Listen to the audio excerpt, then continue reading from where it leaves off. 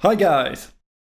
In this video, I'm going to give you a few pointers to help you avoid some of the most common mixing mistakes that new users make. There's no way I can teach you how to mix in a few minutes, and when starting out, you should probably be focusing your energy on creating a good track anyway. You can't polish a turd and all that. So my basic advice would be, try and do no harm. Ruining a track with poor mixing is very easy. With that in mind, I want to help you avoid the common pitfalls that can ruin your tracks. The common way people ruin their tracks when they start out is simply by being too loud. Digital audio, which is what we are working with in FL Studio, has a limit as to how loud it can go. This limit is 0 decibels, and you can see this level marked on all the meters in the mixer in FL Studio. If your master channel is going above 0 dB, this can result in unpleasant distortion on your track and other strange effects that you don't want. I don't want to get too technical, so I'm going to use an analogy to help you think about what is going on here. Think of a bucket. A bucket can only hold so much liquid. Pour in too much and it will start spilling over the sides. So you can think of the rim of the bucket as 0 dB. Go over 0 dB and you are creating a big mess with stuff flowing all over the sides. Try to make sure you are only pouring as much into the bucket as the bucket can hold and avoid creating a big mess. Now, each individual mixer channel is sending its audio to the master channel. That means that the audio on all of these channels is getting poured into the master bucket. That has a few implications. The first important thing to note is that while individual mixer channels may be below 0 dB, mixing them together can still cause the master bucket to overflow. Let's look at a few examples. Let's say you have 3 buckets, one for your drums, one for your bass, and one for your lead. And each of these buckets is half full. You can easily pour the contents of each individual bucket into the master bucket without it overflowing. You can even pour 2 of them into the master bucket, and it will be completely full, but not overflowing. But if you try and pour all 3 into the master bucket, in other words, all 3 instruments are playing at the same time, the master bucket will overflow. So the first takeaway from this is to check that the combined level of your instruments stay below 0 dB. Make sure that you check the loudest parts of your track where the most instruments are playing and watch the master channel's levels. If things are too loud, you will want to turn down your instruments. But there's another important insight here. Imagine our track builds up slowly. We start off with the drums playing alone.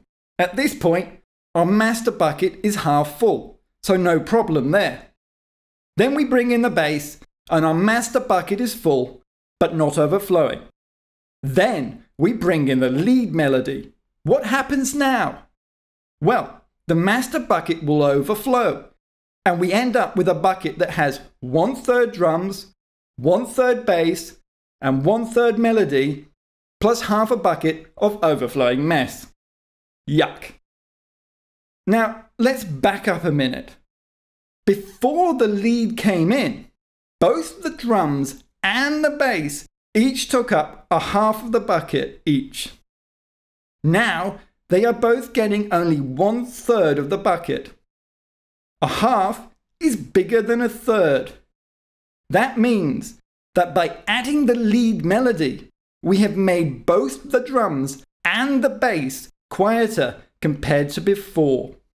This is going to sound very strange to the listener when elements get quieter and quieter the more stuff you add. This is something I hear all the time in tracks made by new users. Weird volume jumps as instruments come in and out of the track. The easiest way to avoid this is to always turn down the instruments that are too loud. rather than turning up things that are too quiet. Now there's another reason why your instruments might be getting quieter, even if it doesn't look like you are going above 0 dB on the master. This is due to the limiter on the master, which was part of the template we loaded right at the start. The limiter tries to automatically turn down the levels of audio passing through it to prevent the level from going too high. This is great for protecting your ears and your equipment, but it can also trick you into thinking that your audio isn't going above 0 dB on the master if all you do is watch the dB meter. So let's open up the limiter and take a quick look at what is happening. I've muted the output from FL Studio so you can still hear me talk, but as you can see, the track is playing. If I click here on the I and O, I can disable the visualization of the input and output signals.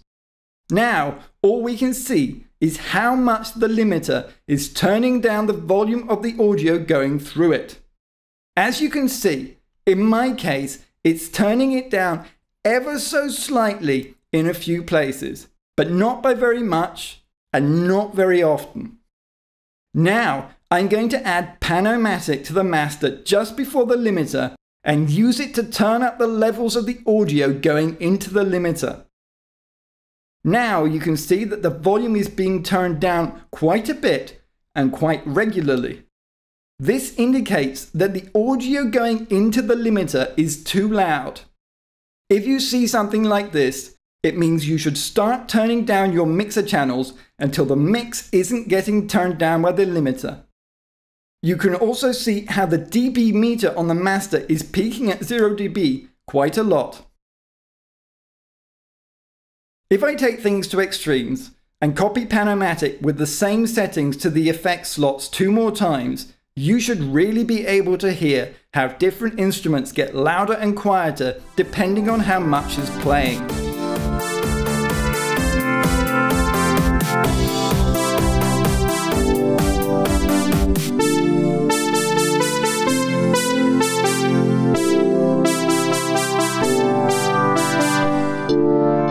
It's starting to sound pretty terrible now.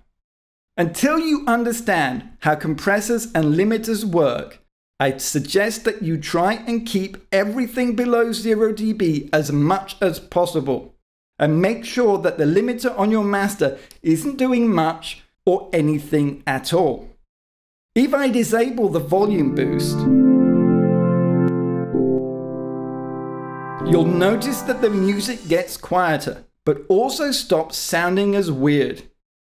A little bit of limiting, similar to what I have going on, is probably fine. Don't obsess about it. But if you start seeing things like this, it might be time to turn things down. If you see something like this, you really need to work on setting sensible individual levels in the mixer first. Which brings us nicely to the actual subject of mixing. So, what exactly is mixing and how should you approach it? First and foremost, mixing is about getting the levels of your instruments balanced. Balanced here does not mean all the same level. Some instruments are more important than others. Balanced means that they sound good as a unit playing together, not that they are all treated equal. You want each instrument to have its own place in the mix, and you want to have the focus on the most important elements so that the listener is focused on them. Background elements should take a back seat and play a supporting role. Balance the levels using the volume faders in the mixer. As a general rule, you want to start by turning down anything that is too loud rather than turning up things that are too quiet, within reason. This will help you avoid going over 0 dB on the master. Of course, if something is really quiet, then don't be afraid to turn it up if you have to. But remember, something might be too quiet because other things are too loud. So it might be better to simply turn down other things instead. Remember, it's better to have a quiet mix that sounds good than a loud mix that sounds bad.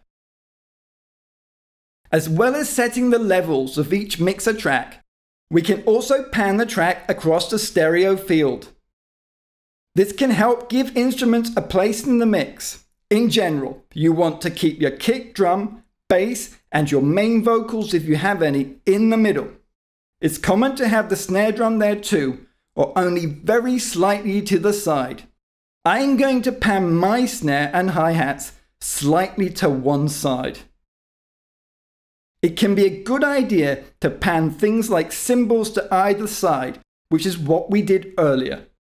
Having things spread across the stereo field instead of all in one place can help introduce a sense of motion and increase the excitement of your track.